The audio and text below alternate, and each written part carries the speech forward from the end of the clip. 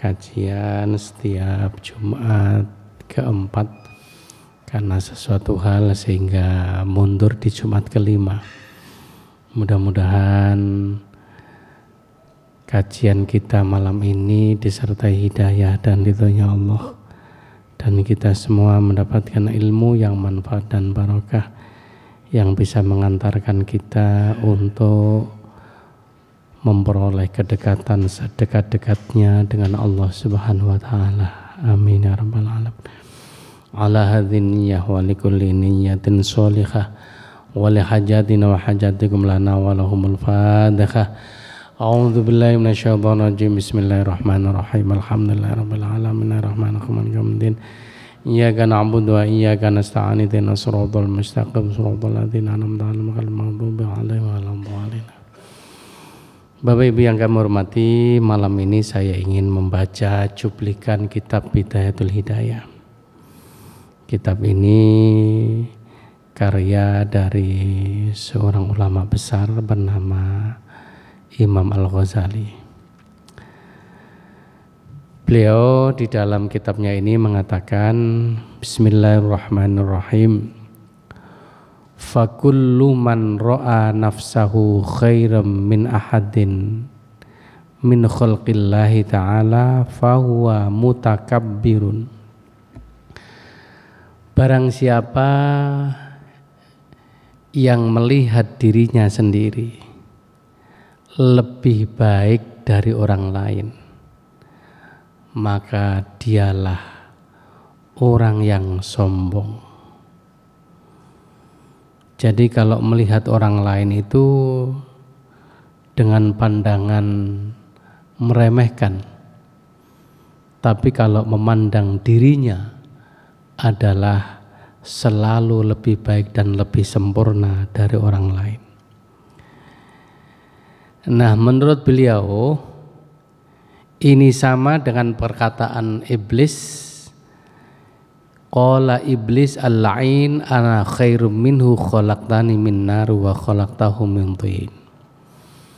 Ketika iblis ini diperintahkan oleh Allah untuk sujud hormat kepada Nabiullah Adam alaihissalam, iblis mengatakan ana khairum minhu. Cara Surabaya ini Sidoarjo gak sudi kira-kira katanya. Aku lebih baik, lebih mulia daripada Adam. Khalaqtani min nari wa khalaqtahu min tin. Aku diciptakan dari api yang bersih, sementara Adam diciptakan dari tanah yang berdebu dan kotor. Lu kok moro-moro dikongkon hormat sujud kepada Adam. Nah, bal yambaghi laka an ta'lama annal khaira man huwa khairu min indillah. Karena itu kata Imam Ghazali, hendaklah kita semua menyadari bahwa yang disebut mulia, yang disebut baik itu bukan baik dipandang oleh manusia, tapi baik di sisi Allah Subhanahu wa taala. Nah, karena yang disebut baik itu baik dalam pandangan Allah, karena itu tidak bisa dinilai sekarang, tapi fi daril akhirati baru diketahui kula jenengan ini termasuk yang baik atau enggak nanti ketika di akhirat. Wa dzalika ghaibun wa huwa mauqufun 'alal khatimah. Karena itu persoalan baik dan buruk di antara kita ini adalah merupakan persoalan ghaib yang tidak bisa dilihat dengan mata kepala. Dengan kata lain, kurung mesti kula jenengan atau mungkin saya yang sekarang pakai kopiah sedang menyampaikan nasihat, ini adalah baik dan mulia dipandang oleh Allah. Karena apa? Karena semua masih tergantung di akhir hidup kita. Apakah kita nanti termasuk orang yang husnul khotimah atau su'ul khotimah. Naudzubillah. Karena itu Bapak Ibu, saya kadang-kadang prihatin kalau ada sebagian dari teman-teman kita yang mudah menilai orang bid'ah, yang mudah menilai orang salah, ya. Jadi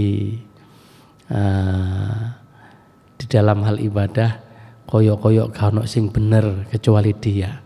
Gara-gara celonone gak cingkrang mlebu neraka kan ngoten. Malih kula diceritani ya Hambali. Beliau habis khutbah di masjid Perak Lantamal pundi Pelindung nggih.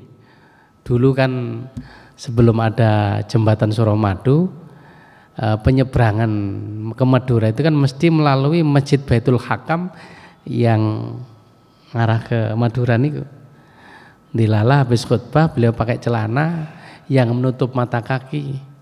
Kemudian ada seorang jamaah, mungkin karena saking semangatnya, mungkin karena memaknai hadis letterlek seperti itu, atau mungkin dari gurunya seperti itu, ya kembali dicegat. Karepe amar ma'ruf nahi mungkar. Ini ono ustad khutbah bagus tapi perlu diingatkan, kira-kira ngoten lah. Yai ngapunten, khutbah jenengan sesuai, tapi sayang jangan tidak termasuk umatnya Nabi Muhammad dan itu bisa nanti masuk neraka. Loh, kenapa? Celonanin jenengan itu menutup mata kaki. Ya kembali jawab enak. Kok sampai iso nglebokno aku neraka apa sampean panitiane? Ngono. Nah. Jadi itu kan hadis tentang isbal. Ya memang ada dua riwayat Rasulullah menyatakan orang yang pakai celana menutup mata kaki nanti tempatnya di neraka. Yang satu adalah karena kesombongannya dan itu masuk kategori sombong mutakabir, ini adalah temannya iblis gitu ya. Tapi ingat latar belakang Rasulullah menyatakan seperti itu karena memang kebiasaan orang-orang kafir itu adalah tampil perlente dan menunjukkan kegagahannya sehingga menutup mata kaki. Sehingga Rasulullah menyatakan seperti itu. Nah, sehingga ada kata-kata sombong, menyombongkan diri. Jadi ilatnya itu adalah karena sombong. Nah, itu sama dengan Rasulullah menyatakan ketika menyemir rambut jangan pakai semir yang berwarna hitam. Justru hitam nggak boleh. Karena ternyata kebiasaan orang kafir itu kalau rambutnya sudah putih agar tampak muda, kemudian disemir dengan warna hitam. Yang kedua, Rasulullah melarang umat Islam untuk memanjangkan kumis, karena itu adalah identitas orang-orang kafir yang memang menunjukkan tampilan perlintu dengan brengosnya. Karena itu kemudian dalam hadisnya man tasyabbaha biqaumin fahuwa minhum. Barang siapa yang berpenampilan seperti mereka maka termasuk bagian dari kelompok mereka.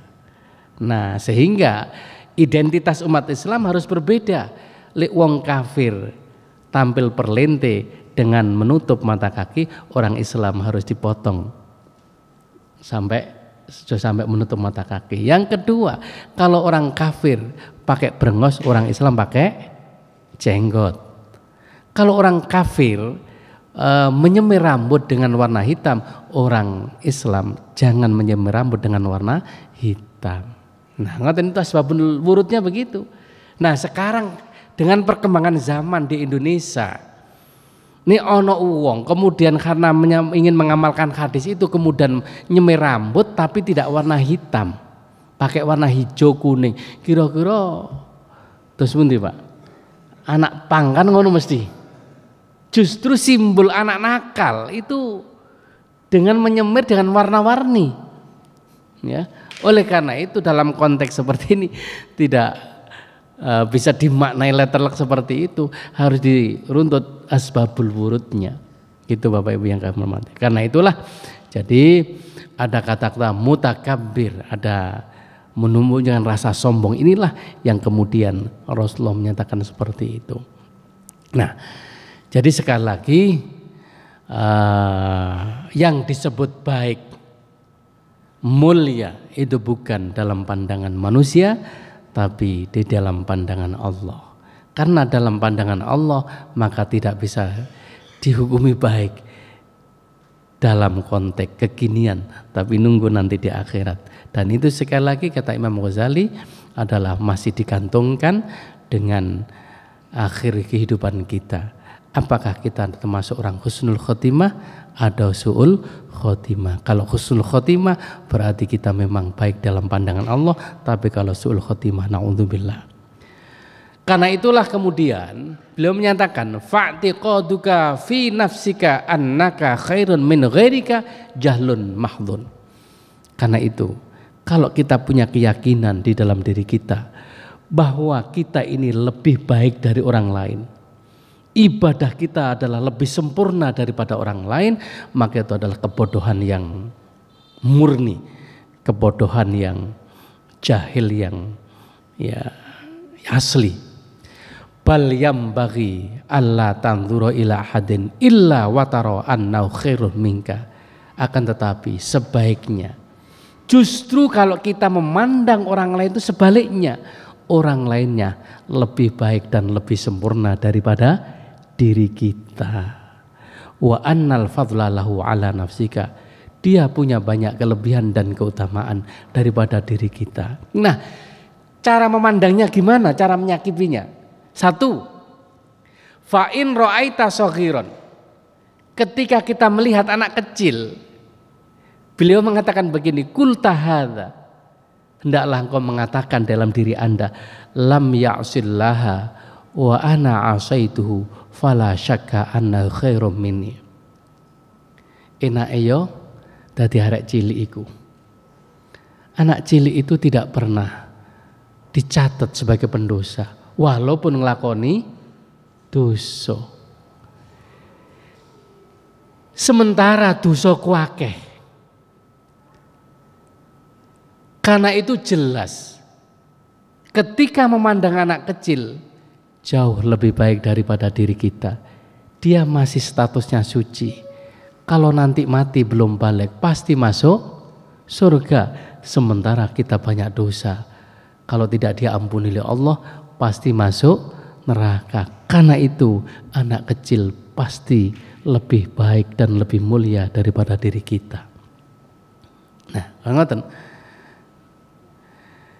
Jadi cara memandang seperti itu.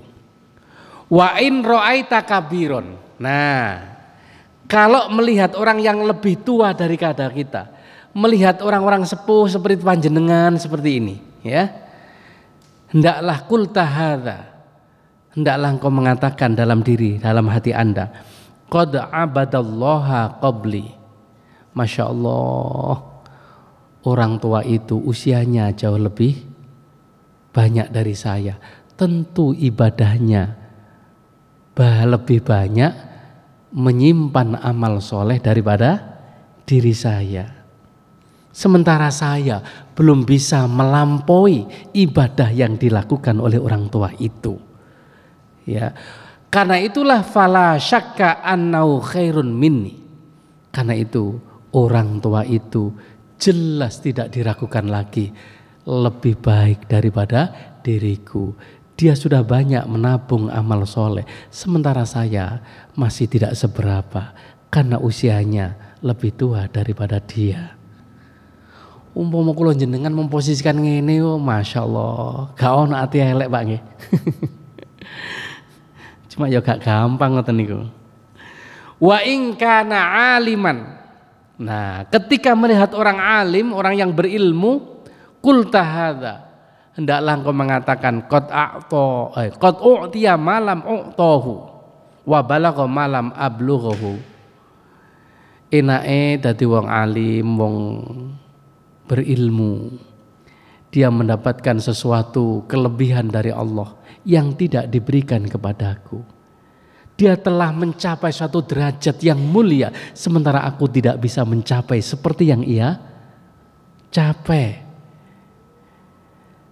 Wa alima ma jahiltu fa kaifa akuna mithlahu. Sementara banyak sesuatu yang belum aku ketahui, bagaimana mungkin aku bisa menyamai dia, orang alim. Nah, gitu. Wa in kana jahilan. Nah, gimana cara menyikapi andai kata melihat orang gak berilmu, gak berpendidikan, bahasanya wong bodoh, nggih. Qul tahadza, hendaklah engkau mengatakan dalam diri Anda, qad asallaha bijahlin, kalau toh dia melakukan sebuah kesalahan, kalau toh dia melakukan sebuah dosa, itu karena kebodohannya, karena tidak tahu.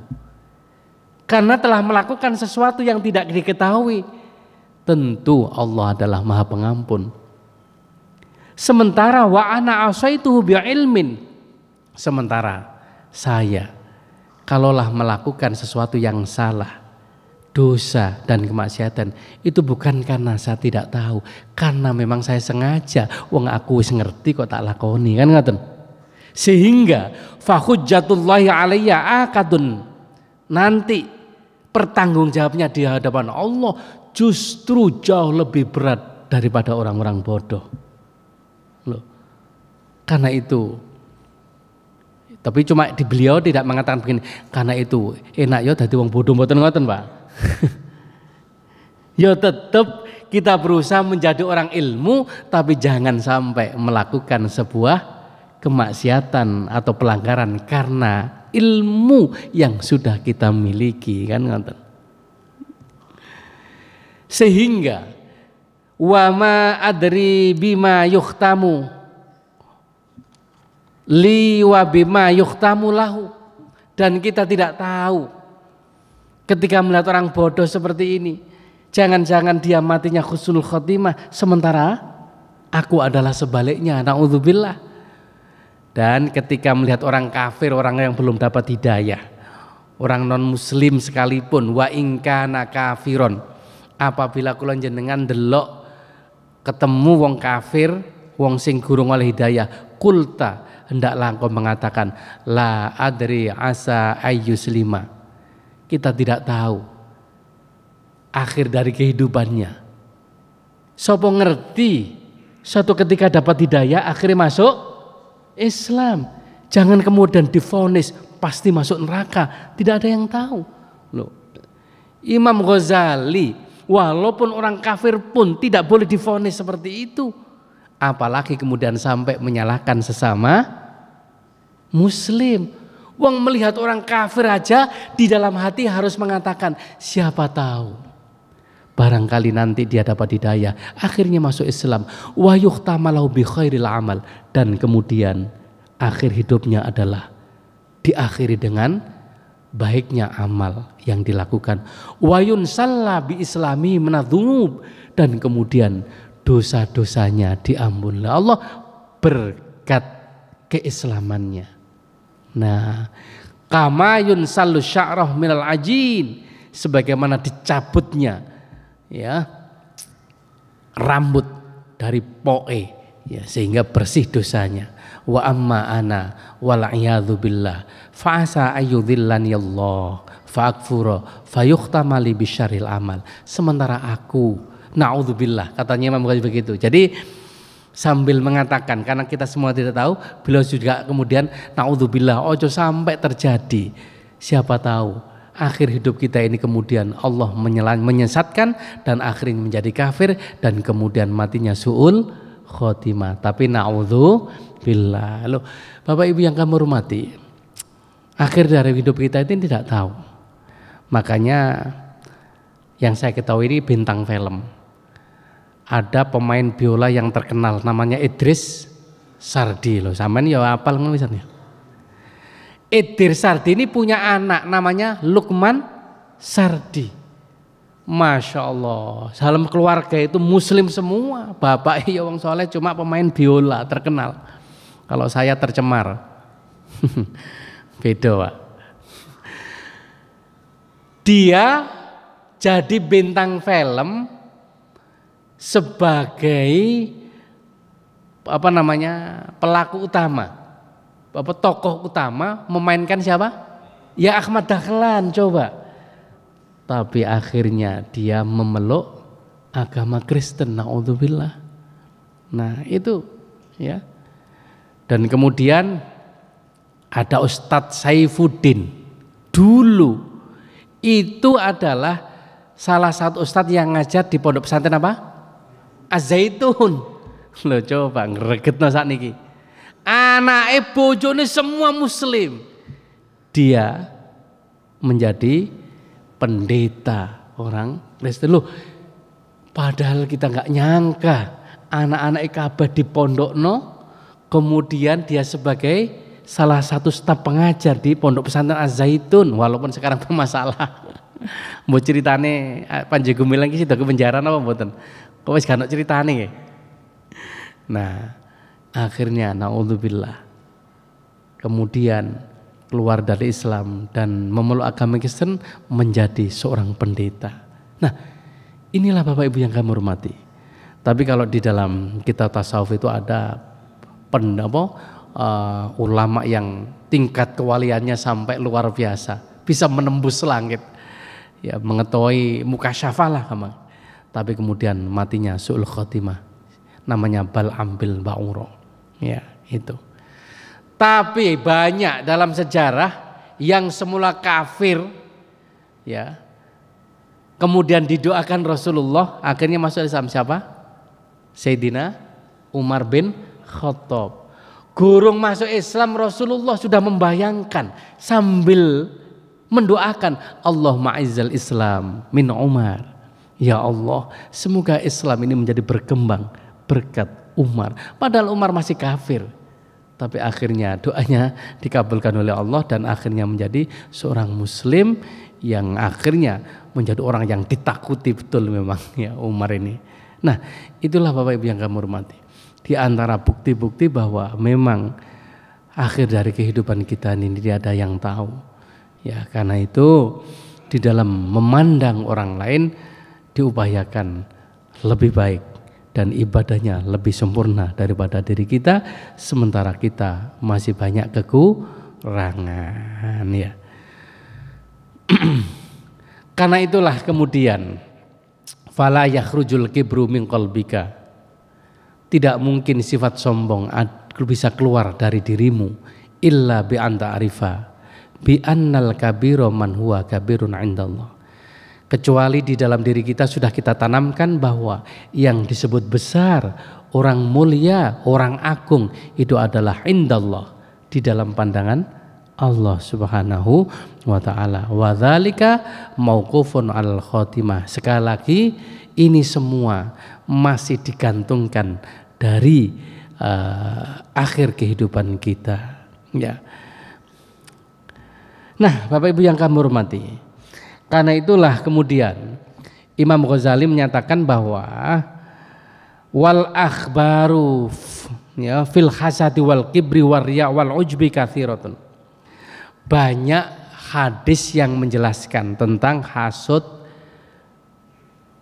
takabur, riya dan ujub. Yang gawok nawak dewe ini sak dulur. Itu katsiratun, banyak sekali. Wa yakfika fima fiha haditsun wahidun jami'un faqad rawa Ibnul Mubarak. Tapi cukup bagi kalian, kata Imam Ghazali, mempelajari satu hadis yang ini bisa meliputi semua keterangan, baik keterangan tentang hasud, kibir, sombong, riya maupun ujub. Sebagaimana hadis yang telah diriwayatkan oleh seorang sahabat namanya Ibnu Mubarak. An rajulin, Ibnu Mubarak mendengar dari seorang sahabat, annahu qala li Mu'ad. Seorang sahabat ini pernah bertanya kepada sahabat Mu'ad begini, ya Mu'ad, hadithni hadithan sami'tahu min Rasulillah sallallahu alaihi wasallam.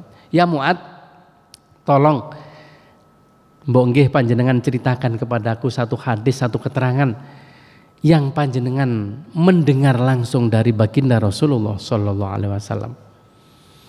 Qala fabaka Mu'ad hatta zanantu annahu la yaskutu. ternyata gorong sampai menceritakan hadis yang pernah didengar Rasulullah. Mu'ad niki nangis ngguglu sampai laki-laki yang bertanya ini menyangka bahwa nangis iku mboten iso leren, mboten iso meneng. Karena gero-gero nangis ngguglu. Tsumma sakata, dilalah begitu diam, nangis meneng, tsumma qala. Sahabat Mu'ad bin Jabal ini lantas mengatakan begini, sami'tu Rasulullah sallallahu alaihi wasallam yaqulu li. Iya, Kanjeng Nabi ku nate dawuh kepadaku, ya Mu'ad, wahai Mu'ad, inni muhadditsuka bihaditsin. Aku akan menceritakan satu hadis kepadamu. In anta hafidtahu nafa'aka indallah. Jika kamu bisa menjaga hadis ini, maka hidupmu akan berguna, bermanfaat, selamat di hadapan Allah kelak. Wa in anta dhayya'tahu wa lam tahfadhu in qata'at hujjatuka indallah. Tapi ini awakmu gak iso njogo hadis yang saya sampaikan ini, gak iso nglakoni hadis ini, aku wis gak sanggup. Mbuh awak nasibmu besok di hadapan Allah Subhanahu wa taala. Ya Mu'ad, innallaha tabaraka wa ta'ala khalaqa sab'a imlakin. Gusti Allah itu Mu'ad menciptakan 7 malaikat qabla ayyakhluqas samawati wal ard, sebelum Allah menciptakan langit dan bumi. Faja'ala likulli sama'in minas sab'i malakan, dan setiap lapis langit itu dijaga oleh seorang malaikat bawaban 'alaiha, yang memang diperintahkan oleh Allah untuk menjaga. Jadi 7 lapis langit ini Bapak Ibu, setiap lapis langit, ya, setiap sap langit ada malaikat yang menjaga. Fasafatas adul hafadzatu bi amalil abdi. Suatu ketika malaikat hafadzah membawa amal soleh yang dilakukan seorang hamba. Jadi Bapak Ibu, kula jenengan nglakoni perbuatan baik dan buruk ini kan dicatat oleh malaikat yang sudah ditugaskan oleh Allah mencatat amal soleh. Namanya siapa Pak? Raqib. Yang mencatat kejelekan kita, Atid. Nah, setelah dicatat oleh malaikat Raqib dan Atid, tugas yang membawa naik ke atas itu adalah malaikat siapa? Hafadzah. Min khina yusbihu ila khina yumsi. Jadi amal soleh seorang hamba tiap hari mulai pagi sampai sore itu digowo munggah ke langit oleh malaikat hafadzah. Lahu nurun kanuri syamsi. Amal solehnya itu saking indahnya, cahayanya seperti cahaya matahari. Hatta idza su'idat bihi ila sama'id dunya. Begitu dibawa naik oleh malaikat hafadzah sampai ke langit sab pertama, makanya disebut sama'id dunya, karena lebih dekat dengan dunia. Ya berarti sing ketok dhuwur iku Pak nggih. Langit iku warnane napa?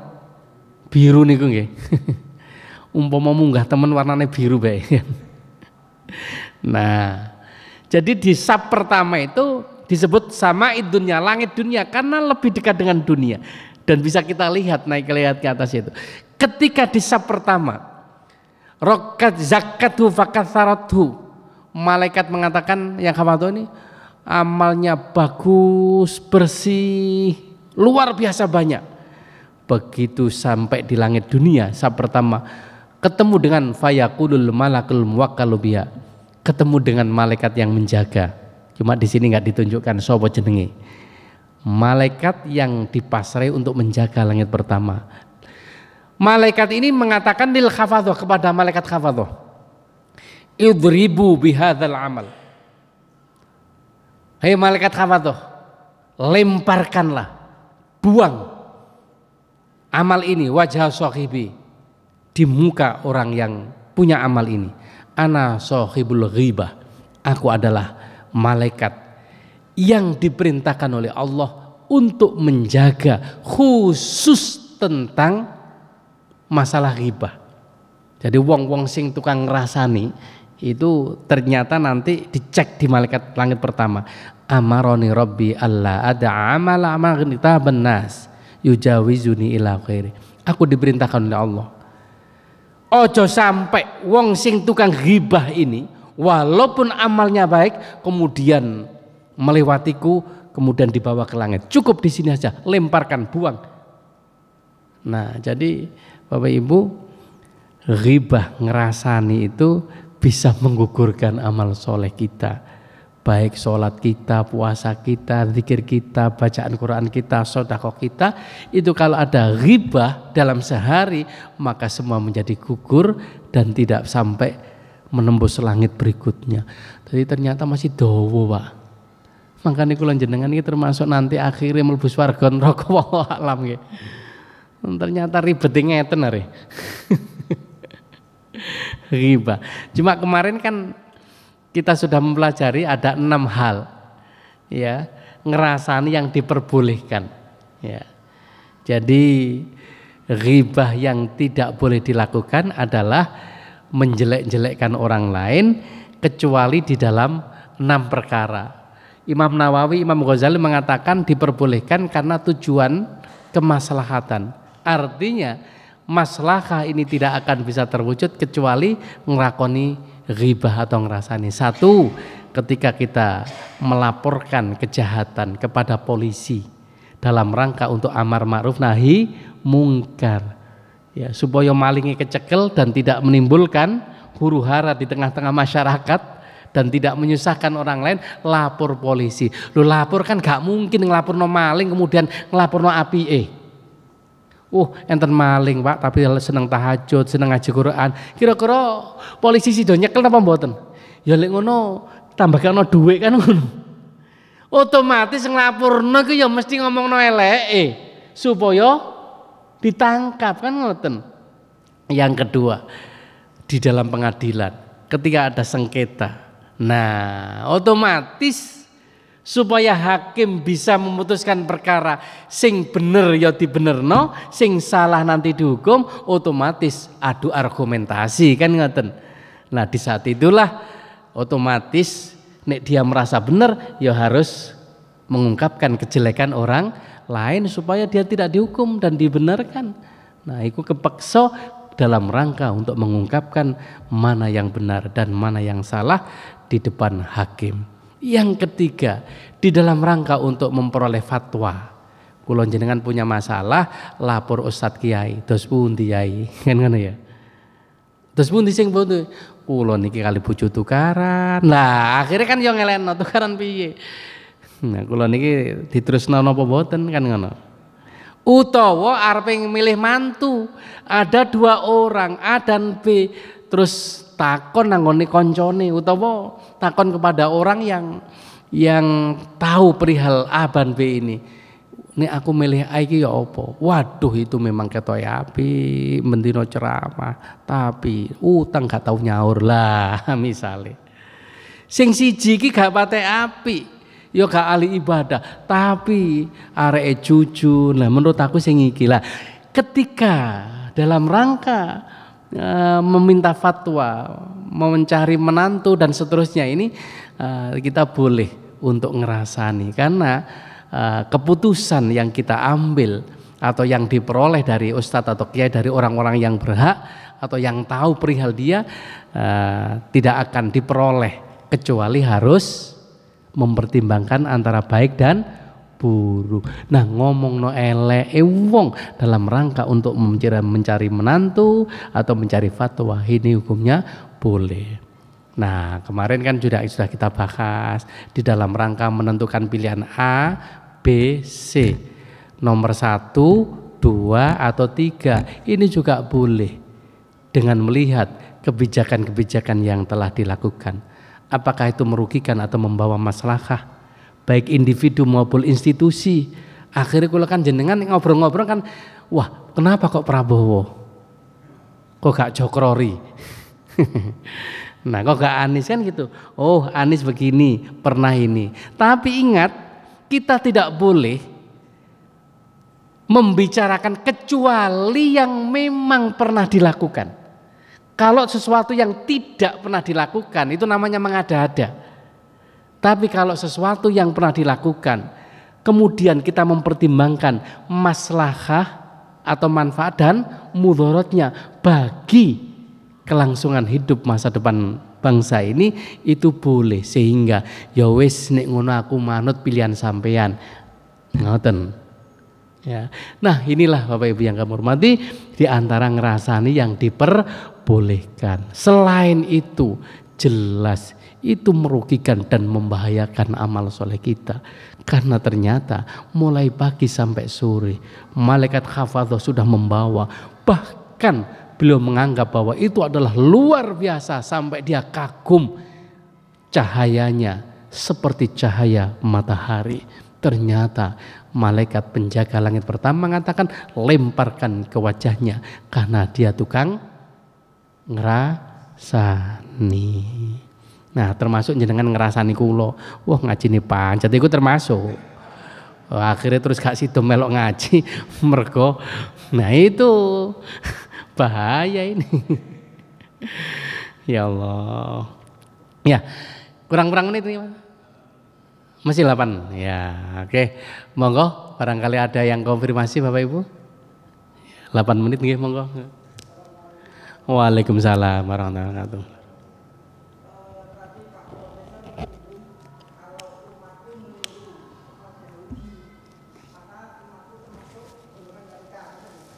Gimana? Kalau umatku meniru umat Yahudi. Oh iya. Maka umatku tergolong umat mereka. Iya. Sekarang kaitannya dengan tahun baru ini Bang. Saya mau tanyakan, apakah boleh kita ikut merayakan? Pendapat saya gini, kalau boleh merayakan itu seperti apa? Misalkan di tempat kita seperti kita ingin maksudnya nih, misalnya ada balikan, ada jam 12. Apakah itu termasuk ikut merayakan? Iya. Iya, baik. Ini Waalaikumsalam. Jadi Bapak Ibu, para alim ulama sudah membahas terkait dengan perayaan Natal. Ya. Jadi kalau kita ikut merayakan Natal, sebenarnya Natal. Nah, sebelum membahas itu yang sering dibicarakan lebih dulu adalah tentang Natal. Natal itu kan sebenarnya memperingati hari kelahiran Nabi Isa. Itu Nabi kita juga, ya, utusan Allah, punya kitab suci namanya kitab Injil. Cuma yang membedakan kita dengan orang Nasrani, kalau Nabi Isa tetaplah Nabi dan Rasul Allah, tapi kalau orang Nasrani dirubah bukan hanya sebagai Nabi dan Rasulullah, tapi sebagai Tuhan anak. Di dalam Al-Quran Allah menyatakan laqad kafarol ladzina qalu innallaha tsalitsu tsalatsah. Sungguh menjadi kafir orang yang menyatakan Allah itu adalah tsalitsu tsalatsah, merupakan bahasa sekarang kan Trinitas. Jadi Tuhan Allah itu digambarkan atau Tuhan Bapa, Tuhan Ibu, Ruhul Kudus, dan Tuhan Anak Nabi Isa. Nah, keyakinan itu yang membedakan antara kita dengan orang Kristen. Kalau perayaan Natal adalah di dalam rangka kita punya keyakinan yang sama dengan mereka, bukan sekedar kelahiran, maka itu hukumnya tidak boleh dan haram. Karena berarti termasuk mengucapkan selamat Natal, merayakan Natal bersama dalam rangka untuk menjustifikasi, memperkuat keyakinan dan mendukung keyakinan yang salah. Kalau itu maka hukumnya mengucapkan selamat hari Natal haram dan tidak boleh termasuk merayakan Natal bersama. Sekali lagi, itu kalau memang ada di dalam hati kita adalah bahwa Isa adalah sebagai Tuhan. Yang kedua, karena Isa sebagai Tuhan, kemudian kita ikut-ikut mengucapkan Natal, kita ikut mengucapkan perayaan bersama, itu sama halnya dengan menggarisbawahi, membenarkan, memperkuat keyakinan yang salah. Itu tidak boleh. Nah, tapi ulama kedua, ulama kontemporer, termasuk Gus Dur dan kalau di Indonesia, kalau di luar negeri ada Syekh Yusuf Qaradawi dan seterusnya. Itu kita ini hidup sebagai makhluk sosial yang tidak hanya berdampingan dengan umat Islam. Sehingga di dalam Al-Quran Allah menyebutkan begini, la yanhakumullahu 'anil ladzina lam yuqatilukum fid din wa lam yukhrijukum min diyarikum an tabarruhum wa tuqsitu ilaihim innallaha yuhibbul muqsitin. Allah tidak melarang kita untuk berbuat baik, antabarruhum wa tuqsitu ilaihim, dan juga berbuat adil kepada mereka selama mereka tidak mengusir kita dari desa kita, artinya tidak memerangi kita. Itu berarti namanya kafir zimmi. Allah tidak melarang kita berbuat baik kepada orang non-muslim, orang kafir, selama orang kafir itu tidak memerangi kita, tidak mengusir kita. Wa tuqsitu ilaihim innallaha yuhibbul muqsitin.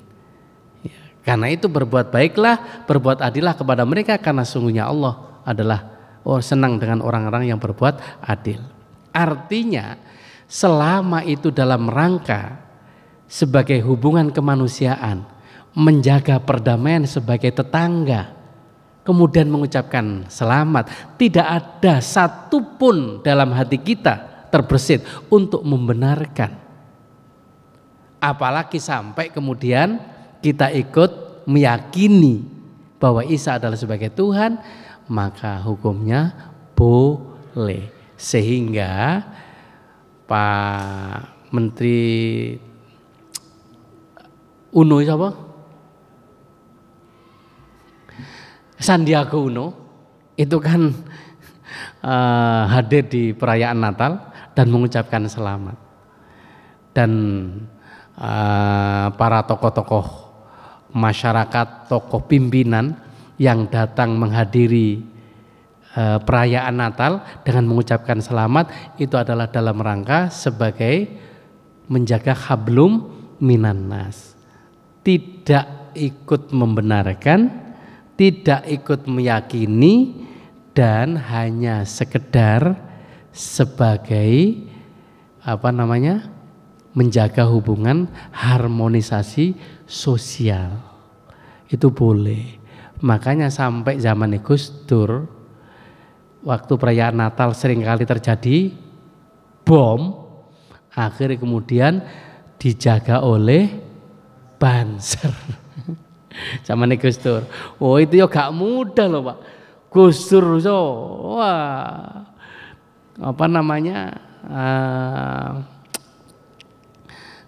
di banyak tantangan, banyak yang mengkritik, banyak yang ngafir-ngafirkan juga. Tapi orang-orang yang seperti itu lupa bahwa pada zaman Rasulullah SAW hubungan damai dengan orang-orang non-muslim di Madinah itu ada Bani Quraidah, Bani Qainuqa, ya, Bani Nadir. Itu kan orang-orang Yahudi, Nasrani, bahkan ada namanya Majusi, penyembah api. Mereka diikat di dalam satu perjanjian saling menjaga perdamaian dan kerukunan yang namanya Piagam Madinah, tidak diperangi selama mereka tidak memusuhi kita. Nah, kalau kemudian memusuhi dan mengancam jiwa orang Islam, maka jihad fisabilillah baru ditegakkan begitu nggih. Jadi kula jenengan kira-kira kalau di kampung sini ada orang non muslim kemudian datang mengucapkan selamat Natal, termasuk ngikuti yang dosa napa sing boleh, Pak? Nek aku sing melok boleh ae apa men ana jajane. Salah. Niate rono mangan jajan kan ngono to. Wong diundang kan. Islam misalnya itu hanya sekedar untuk menjaga kerukunan saja. Yang penting tidak ada keyakinan untuk membenarkan apalagi menjustifikasi bahwa keyakinannya benar. Tetap dalam hati kita bahwa Nabi Isa hanyalah sebagai nabi dan rasul, bukan sebagai Tuhan. Ngoten. Nggih. Itu caranya menyikapi. Ya, kata Imam Ghazali, siapa tahu muga-muga dengan kehadiran kita terus moro-moro dapat hidayah, kan gitu ya. Ya seperti Gus Ikdam itu loh, Masya Allah, sing teko dari orang non muslim banyak dan akhirnya ada juga yang langsung membaca syahadat di hadapan mereka. Nah kemudian kita usir, kita anu kan ya malah adoh, malah disangoni sampai Gus Ikdam. Loh, coba dari mana? Dari Bali. Loh kenapa kok kesini? Hanya senang di YouTube ingin ketemu Gus Ikdam. Ya, ini disangoni karena dari jauh. Karena jauh dikira juta. Kalau jenengan baik oleh kepengen oleh sangut ngaji rono, Pak. No iya, Pak. Disangoni nek apa nato ana 1 juta, ana 500 ada hadiahnya. Mbuh sponsore teko ndi niku masyaallah, luar biasa niku. Bukan hanya 40.000, 20.000 loh yang datang. Ya. Sekarang artis-artis yang ngasalnya gak seneng ngaji melok ngaji. Kemarin Soimah itu sampai ngundang juga. Lah sekarang ini lagi antri para artis ingin menghadangkan Gus Ikdam. Gus Jazil gurung wayahe san ya. Itu wis gak kena ditiru, Pak. Ya ngajine ya biasa, tapi itu karomah dari Allah Subhanahu wa taala. Jenengan jangan melihat lahirnya. Siapa tahu dia menjadi seperti itu karena riyadhah dan tirakatnya orang-orang tua, Pak. Orang tuanya maksudnya atau mbah-mbah. Terus kemudian ditibakno anake kan gitu. Ya, kita nggak tahu. Ya, tapi memang yang jelas yang ngaji bukan hanya kalangan orang pejabat. Wah, dari TNI, Polri, bojone TNI ya, Polda ikut datang. Masya Allah. Nyelang di YouTube itu kan orang non muslim, orang alah, alhamdulillah. Yaitu bagian dari apa namanya?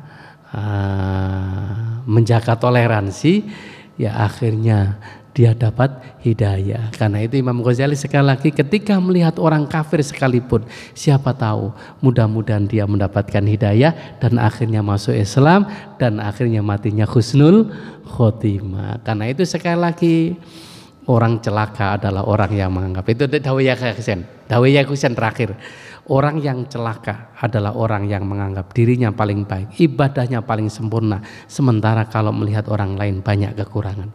Tapi orang yang baik, orang yang selamat adalah orang yang melihat dirinya, ibadahnya tidak sempurna dan banyak kekurangan, sementara melihat ibadah orang lain adalah lebih baik dan lebih sempurna. Saya kira demikian. Ini hadisnya masih dua, Pak. Wong 7 malaikat, masih 1 malaikat tadi ya. Berarti nanti kita lanjutkan Jumat depan. Mudah-mudahan sudah mancing gini Ki. Oke, mudah-mudahan manfaat dan barokah disertai hidayah dan ridhonya Allah. Amin ya rabbal alamin. Allahumma sholli ala sayyidina Muhammad walhamdulillahi rabbil alamin. Rabbana ighfir lana wa liwalidina warhamhum kama rabbana shighara. Rabbana atina fid dunya hasanah fil akhirati hasanah wa qina adzabannar wa adkhilnal jannata ma'al abrar ya aziz ya ghafar ya rabbal alamin. Wa sallallahu ala sayyidina Muhammad walhamdulillahi rabbil alamin. Assalamualaikum warahmatullahi wabarakatuh.